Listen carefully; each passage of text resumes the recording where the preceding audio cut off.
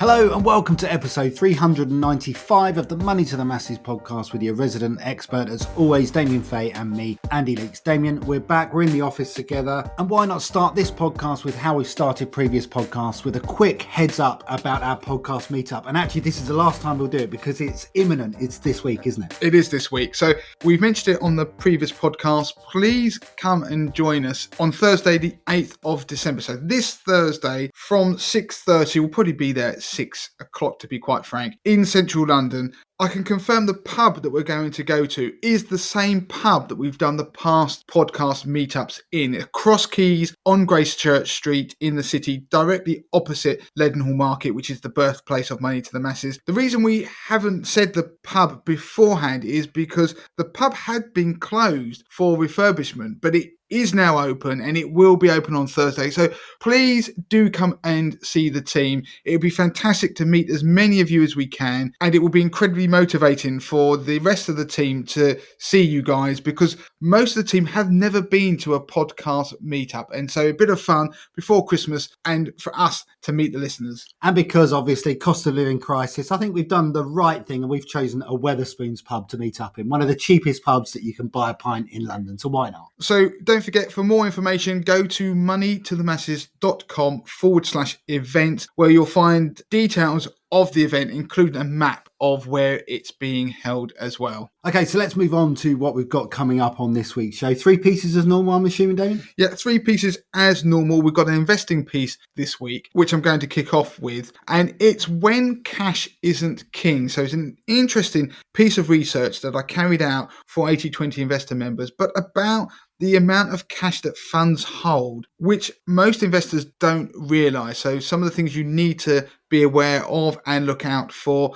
At the end of the podcast, I'm going to do a piece on something called the Diderot effect. Links nicely to the previous podcast I did on habits, but it's something that will help you live within your means. And the other piece we're going to do, Andy, is on... Just a quick piece on pensions. There's been some news announced about mistakes that DWP have made the Department for Work and Pensions, and really what that means and who has been affected, because there may well be listeners, or certainly family members of listeners, that may have been affected and can do something about it. Okay, so let's start with the investing piece then. When Cash Isn't King. You've done a piece of research for 80/20 members and you're going to give us the highlights in this piece. Yeah, so this week I sat down and did some analysis for 80/20 investor members. So if you want more details of what I'm about to talk about, the full details, then you can obviously take out a free trial of 80/20 Investor and you can see and read the research. But cash does have a place in a portfolio, like 2022, when you get a period where bonds and equities tumble together,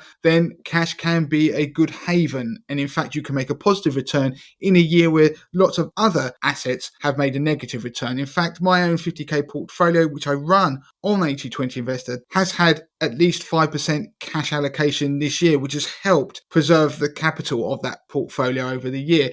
But there is something that investors probably are not aware of. So when you have whether it's a pension, it could be an ISA, and you invest typically in a fund, whether that be an investment trust or a unit trust, the fund that you invest in will have a mandate. And that mandate tells you what the fund manager plans to invest in and how the fund's going to be run. So it could be a mandate that means that the manager is going to invest in UK companies of a certain size, for example, and they're going to aim to produce a return that beats a benchmark which they state. But of course, it doesn't state exactly which companies they're going to buy or which shares they're going to hold. That is down to the discretion of the manager if it's an actively run fund, meaning there is actually a person running the money. If it's a tracker, for example, then it will just track, let's say it's a FTSE 100 tracker, it will just replicate the shares in the FTSE 100. So it's automated and it will be lower cost as a result. But one of the issues is that fund managers will hold cash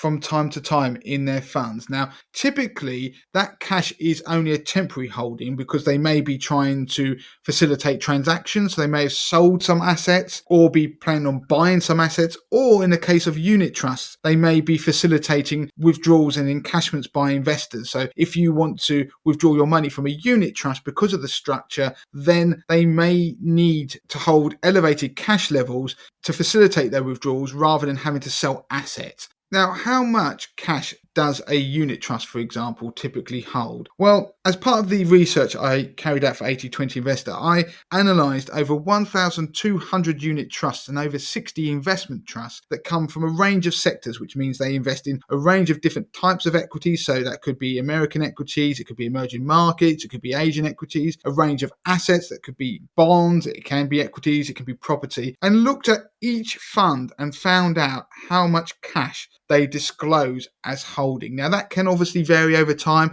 but I could only use the latest information to go on. And of course, when you carry out these things, different managers identify assets in slightly different ways. So some of them will be identifying cash-like investments. So they're not cash technically, but they behave much in the same way as cash, and they can therefore be bundled up into that cash allocation on their fund fact sheet. So that's a quick note. If you ever want to find out a fund's cash allocation, look at their fund fact sheet, which you can find on your platform that you use or by going directly to the provider. You'll see the amount of cash they hold. Now, I analysed all of those funds, and the typical unit trust on average across all of those sectors held just under 5% of their assets in cash. So that's your benchmark. That's a big takeaway for you out there when you're listening to this. You're looking at your pension fund maybe, or your investments, and you're sitting there thinking, how much do the funds that I invest in hold in cash? Now, the reason why cash can be a problem is because if you hold too much cash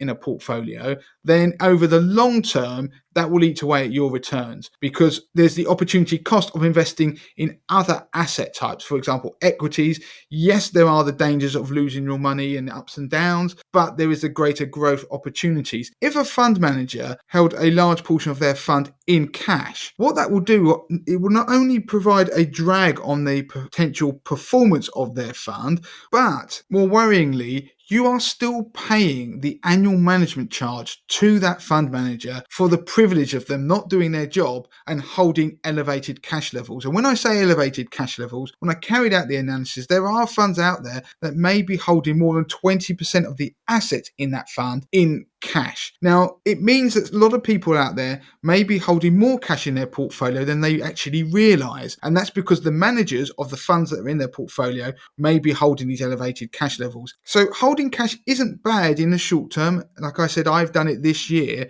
but when it's an active decision that you carry out, then that is one thing. But when your cash levels are increasing and you are unaware, then that can be a problem. It does explain why some of the funds you might see that have outperformed this year have actually outperformed, because they may have these elevated cash levels. So I went through all of the funds and looked at the cash allocation they had. I produced these lovely, beautiful heat maps, I have to say, Andy, that show the funds that had less than 5% cash, so that's acceptable. Funds that had between 5 and 10% allocation to cash, those that had between 10 and 15, and then those that had over 15%. They're the alarm bells ringing. So then investors should go and look at those funds, if they hold them, go and find their fact sheets, try and find out the latest information about how much cash they hold. So that is something for people to do. Listen to this podcast, have a look at a fund fact sheet, particularly those that you hold, see how much cash fund managers are holding, because like I said, for unit trust, the average cash allocation is 4.87%. If you start going above that,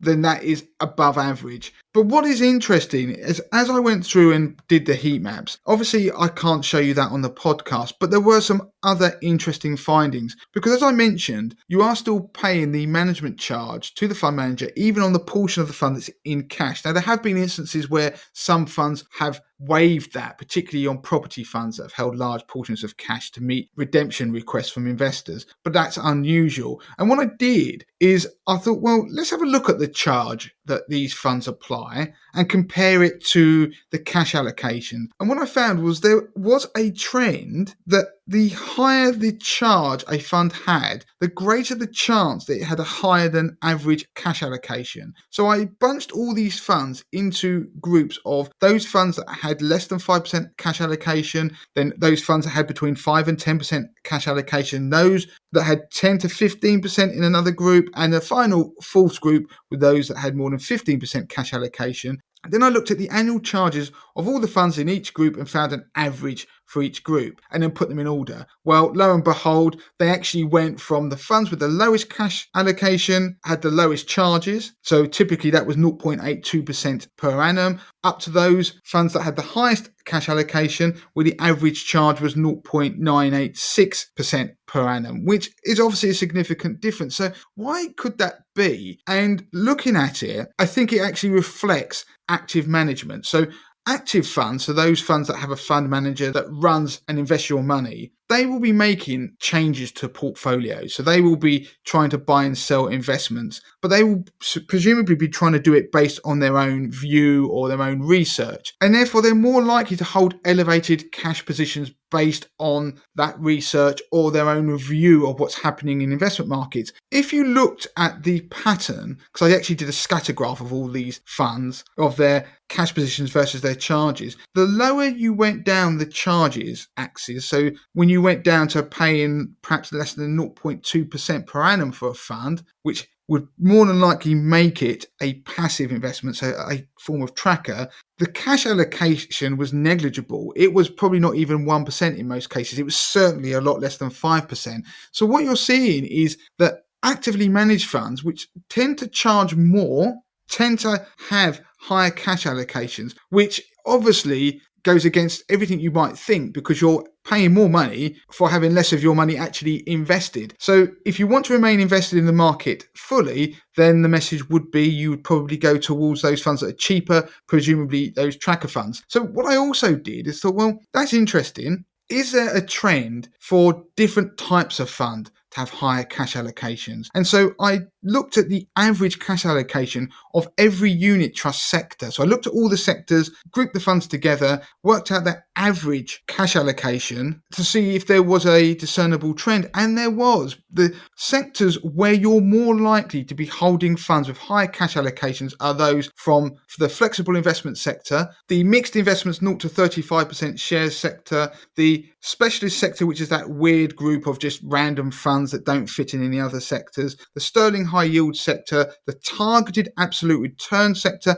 and the UK direct property sector. Those sectors tended to have over 7% held in cash. And in fact, the ones that had more than 10% were the mixed investment sector that I mentioned, the sterling high yield sector, and the targeted absolute return sector that I mentioned. So again, why would that be? And looking at it, I think those sectors tend to be those that have funds that may invest in alternative asset types, some of those that can be deemed like cash-like, which could be some short-term government bonds. So there could be a bit of crossover there that elevates, inflates their actual cash position. But the other thing is a lot of funds in particularly the targeted absolute return sector, if you look at their benchmark on the fact sheet, so go and find one, you will see there are a benchmark that might have some kind of cash reference. So it might be a cash plus 2% or some cash benchmark plus a certain percentage. If you target a cash plus return, the chances are you're going to gravitate towards some cash type assets as well. And if you look at the targeted absolute return sector, look at the average return over the last few years, it's produced a pretty flat return, maybe no more on average than maybe a couple of percent a year. In some years, obviously, it's down. Now, that's probably because they do hold some elevated cash position. So that's something to be aware of. And it's why probably the targeted absolute return sector, certainly in 2022 up until November, it was probably one of the best performing sectors out of all of them. But interestingly, I then looked at the average annual charge of funds in each sector. And while it's not a direct correlation, oddly, the sectors that I've mentioned, particularly the property sector, tend to have slightly higher charges than some of the other sectors out there. Now, another reason I just want to point out why the UK direct property sector has elevated cash positions is because that is likely down to the liquidity issues. So that could be a reason why some funds have elevated cash positions. If you invest in buildings, you can't sell part of a building very quickly. You can't even sell part of a building holding, but you can't sell property very quickly to give investors their money back. With unit trust, that's what would happen if you had a mass redemption. So to avoid gating the fund where they stop redemptions, funds will hold elevated cash positions. And so you see that occasionally, which is why that sector is prone to it. That is often why you'll hear the advice, if you want to invest in property via a fund, then investment trusts are better suited because their structure isn't such that the fund manager has to sell the assets. They actually are investment companies effectively, and you'll buy and sell shares in that investment trust. And what the manager's doing over there makes no difference. They don't have to sell any assets. With a unit trust, the way it works is that the manager creates and destroys effectively units in a fund, which therefore means that they have to sell assets or invest your money when you give it to them. So a different structure. Now, what that might lead you to think is, well, that means that investment trusts hold lower cash positions. Well, I thought that. But when I looked at the 60 investment trusts and analysed them, the average cash position across those was 6%. So that's markedly higher. And also, the average annual charge was marginally more as well. So the takeaways from this research is that be aware that funds do hold cash positions and they can be only temporarily, but sometimes they can be for longer periods of time. Less than 5% is usual and ideal. Funds that are actively managed tend to hold more cash positions and they also tend to charge higher fees. So you are paying for the privilege of having your money not invested and sitting in cash. Investment trusts don't hold less cash on average than unit trusts. In fact, it's the other way round. And certain types of funds from certain sectors do tend to hold higher cash positions. So make sure if you have any of those in your portfolio, you're just aware of it. Normally, it doesn't become a problem, but if you have a fund that performs well in an environment where, say, equity markets or bond markets fall, and that fund is supposed to invest in those particular assets, if it's held up well during a period, just double check what the cash position is. Because it could be not that the manager has actually done anything amazing, it's just the fact they haven't been in the market. And you want to see how that's changed over time as well. Maybe keep an eye on it. And of course, one thing to bear in mind, it isn't necessarily an issue if a fund manager has cash, because if they are delivering on the other portion of the investments and blowing the lights out, then what would you care if they held elevated cash positions? But over the long term, holding higher cash positions does prove a drag on performance. And I did carry out research in the past that looked at the areas where active fund managers beat passive fund managers. And there are a few sectors where it tends to happen over the longer term. One of them being the smaller company space in the UK and European equities. So just be aware, keep an eye on the cash positions, look at the performance over the short term, but also over the longer term as well if you're looking at these funds, just to see if the fund manager is really earning their money. Okay, so moving on to the next piece then, Damien, and I'm going to be covering pensions. And it was reported in the news in recent weeks that the DWP, the Department for Work and Pensions, are having some issues. They've admitted to historic errors. Now, these are human errors that they've made when calculating state pensions. So following a review back in January 2021, it identified a number of groups that they knew had been underpaid, and actually some dating back to 1985, estimating a total of £1.4 billion has been underpaid, and they are working through the backlog to make sure that these people are reimbursed. Now, the reason it's hit the news in recent weeks is that these 237,000 people that they had originally identified has actually been creeping up. As they've been digging deeper, they found more and more issues, and so it's likely now that instead of being resolved by the end of 2023, when they initially hoped, it's going to push way into 2024. And to be honest, the likelihood is it will probably take longer. The reason I'm bringing this to the pod is that there are a number of groups of people that have been affected, and I thought it was worth highlighting who those are because there may well be some listeners or family members of listeners that have been impacted by this, and there is actually something you can do. Rather than just sit and wait and hope that the DWP contacts you, there is a way that you can proactively try and get this sorted. Now, most of those that are affected are people who are on the basic state pension. So that's people who reach pensionable age prior to April 2016, before the rules changed and it moved over to the new state pension. And the four main groups are widows or widowers that should have inherited an enhanced state pension following the death of their spouse. Also, married women that should have received an upgrade to 60% of the basic state pension when their husband retired. The over 80s who should have been automatically upgraded to a 60% basic state pension. And also parents and carers that stayed home to look after children under the Home Responsibilities Protection Scheme. So there's an easy way that you can go online and check to see if you have potentially been impacted. It may take a little bit of time because they will need to get back to you, but you need to go on the gov.uk website. And so go to gov.uk/contact-pension-service. Again, we'll put details in the show notes and you can click on the links through the show notes there. And from there, you could submit a pension query and you'll need to have your name, your date of birth, national insurance number to hand. And that will start the ball rolling. But bear in mind, you will have to remain patient because there is already quite a large backlog. Interestingly, you can also get in touch with the DWP on behalf of a family member who has since died. So if you know someone who's likely to have been underpaid their state pension and who has since died, you can still claim. Now, this link is too long to read out on the podcast, but again, I'll put the link in the show notes. Again, you'll just need to provide as much information as you can, but because you're doing it on behalf of someone else, you'll need to provide your relationship to the deceased person, whether you're an executor of the estate, your telephone number and address, as well as the name, date of birth, national insurance number, and any other relevant details of the person who has died. So that's obviously good news. Now, I've covered quite a lot there. There's a lot of details in there. I'll put details in the show notes so that anyone who listens to this and thinks that,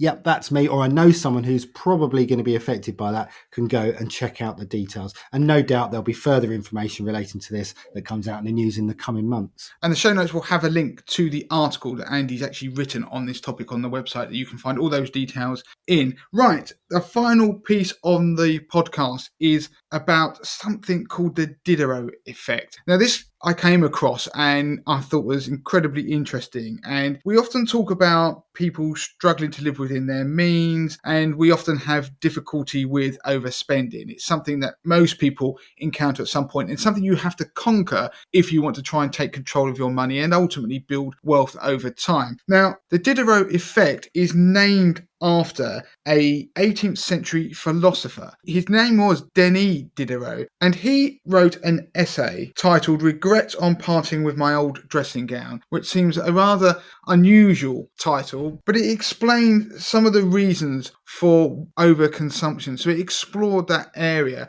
And since then, the term Diderot effect has been coined to explain some of the behaviour that we all from time to time exhibit. So there are two parts to this effect. The first one is that we tend to purchase goods that align with our sense of identity. And so we will complement our possessions to align with that identity. So we'll buy things that go together, whether that might be the way we coordinate our clothing, our possessions in our house, the way we decorate things, the types of car that we own. For most people, they give a sense of their self to the outside world and a sense of status. The other part to the Diderot effect is because we have a tendency to align ourselves with the possessions that we have, then if we introduce a new purchase, we buy something that deviates from the current complementary set of possessions, it can then result in a wave of new possessions to match the new one that we just acquired. Now,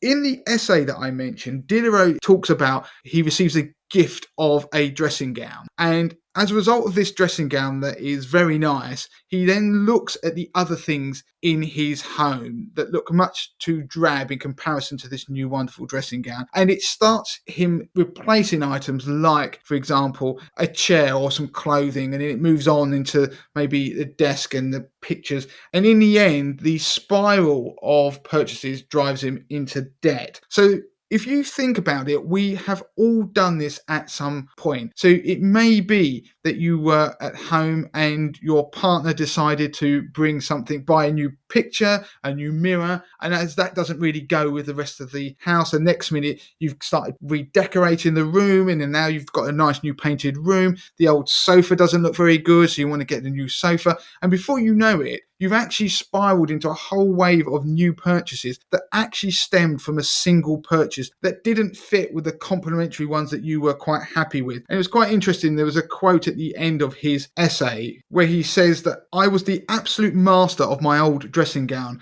but I've become a slave to my new one. And then concludes with, beware of the contamination of sudden wealth. The poor man takes his ease without thinking of appearances, but the rich man is always under strain. So we can all come up with times where this Diderot effect has taken place in our lives. It might be you buy a new jumper, or you might buy a new item that you want to wear out somewhere. And the next thing you do is it can spiral into, well, I've got to have this new item of clothing. I've got to have somewhere nice to go and wear it. So therefore you decide to go out for a nicer meal. So what I want people to do is realize the power of this effect. And if you can control it, it can help you start to become perhaps happier, but also control your spending. So how do you combat it? Well, the first thing is, as I mentioned, is look for it and observe it in other people, but more importantly in yourself. And then one way you can try and stop the impact is if you buy something, then try and work out what the potential further purchases could lead on to,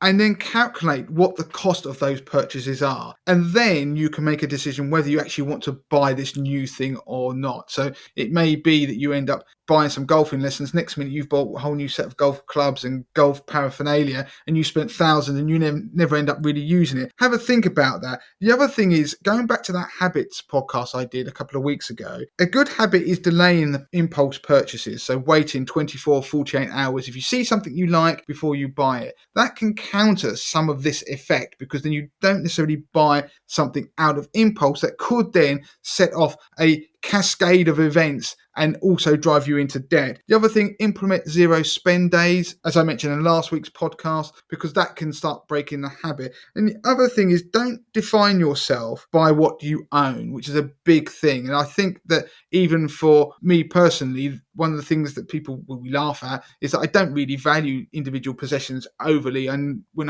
clothes I wear or anything like that, moving on from having to own brands and stuff like that will help combat this Diderot effect. And the other thing is, seek value and usefulness in things that you buy over and above the status that the possessions give you, because then you're more likely to buy things that you actually need rather than things that could cause the Diderot effect to play out. Damien, this is me to a T. I mean, I've only got to look at the garden that I renovated a couple of years ago now, and it started off with quite a simple renovation. We were digging up some grass, putting down some stones, then a patio suddenly got laid. When the patio got laid, we thought, well, actually the garden furniture that was over there can now move to this section of the garden here, which created a space on the main patio, and now we could get a dining set. And obviously we weren't in the market for a dining set when we started, and then we had to move a seat down the end of the garden. And of course, when the seat went down the end of the garden, we needed some lighting down the end of the garden. And actually, because we were sitting there, we were then facing a shed, and the shed was a fairly boring, so we needed a mural type design to go on the shed so that we had something nice to look at. Need I go on? I tell you, I'm only laughing because Andy's just suddenly burst out with that example on the fly. And I know that we all could have lots of examples. Andy's garden, I've seen it, and it looks brilliant. It really does. But Andy did move into a new house. So it was a new house with a new garden. And the Diderot effect, obviously, now we know what it's called. I didn't know that at the time. But it's just interesting how it can spiral. And I think that is a fantastic example, which is a great way to finish this week's podcast, Andy, before you get too depressed. Yeah. So as ever, please do leave a review of the podcast. It really helps us on the iTunes charts and the other apps that you use. I've actually noticed we've not had a review for a little while, so I think you're all just holding back for a big wave of them ahead of the podcast meetup. I'm really excited about meeting everybody at the podcast meetup. Don't forget, moneytothemasses.com/events. You will find all the details of where we're going to be, but it is in the Cross Keys, the same place we did the last podcast meetup, on Grace Church Street in the City of London. And on that, we've said it already before, please don't feel embarrassed or strange or weird about coming along to that. I know what it's like, especially if you're on your own and you're just sort of passing by. I've actually been to another podcast meetup from another podcast that I listened to, and I had that exact emotion and fear. And honestly, I didn't look back. It was one of the best things I did. It was such fun to meet like-minded people, talk about the podcast. It was good fun. Yeah, and on that, it's going to be the team team as well. So Lauren and Harvey are going to be there. So please don't just picture in your head what this is going to be. It's going to be a group of people having drinks in a pub, chatting and getting to know each other, and a bit of fun. So we all look forward to seeing you. So that is it for this week, Andy. I think that only leaves us to say until next time. Until next time. And see you Thursday. See you Thursday.